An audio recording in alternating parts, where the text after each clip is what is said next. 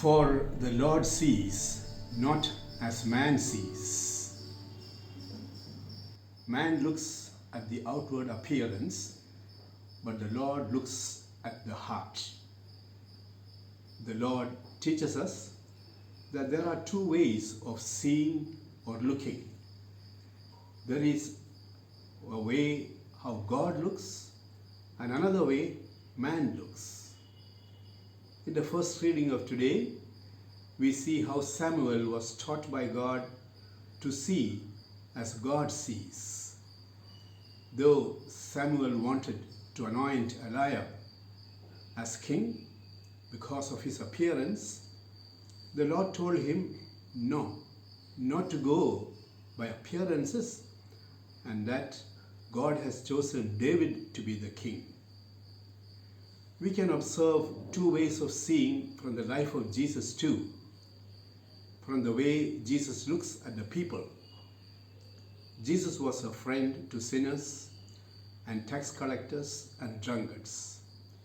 The Pharisees looked at these people as sinners. They complained, "Why does your master keep company with sinners?"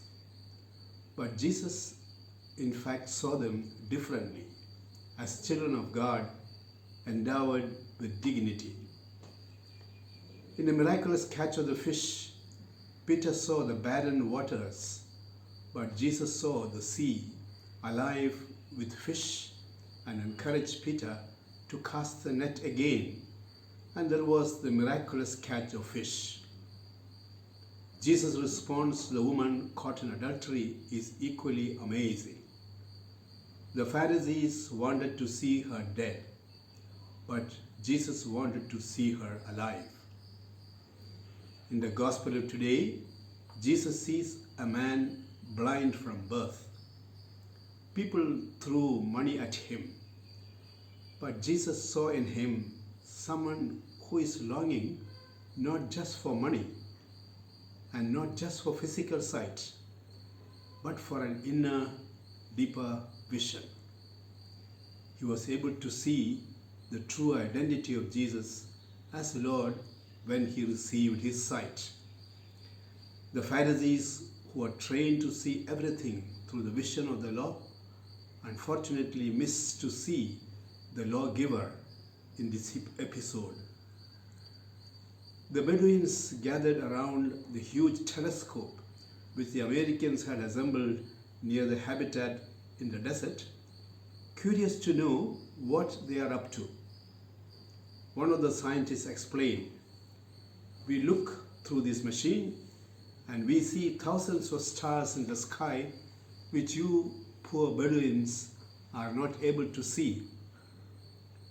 The Bedouins returned to their habitat, and in the meeting that followed, the leader in a sad tone said, "These poor Americans, they look into the sky and see only the stars. But we look into the sky and we are blessed to see the creator of the stars, the Lord of the universe." When you look at yourself with your Pharisaic eyes, you see yourself as an imperfect person, a sinner. But when you look at yourself as the Lord looks at you, you see yourself as very precious, as the apple of his eye, as made in his own image and likeness. Our own evaluation without the grace of God impoverishes us. But when we look at ourselves through the eyes of God, we are renewed. In a similar fashion, we can look at others through our human eyes and see just as a mass of flesh to be exploited or an enemy who must be got rid of. But when we look as Jesus looked, we see brother, sister, in whom we are called to love. Saints had such vision of others.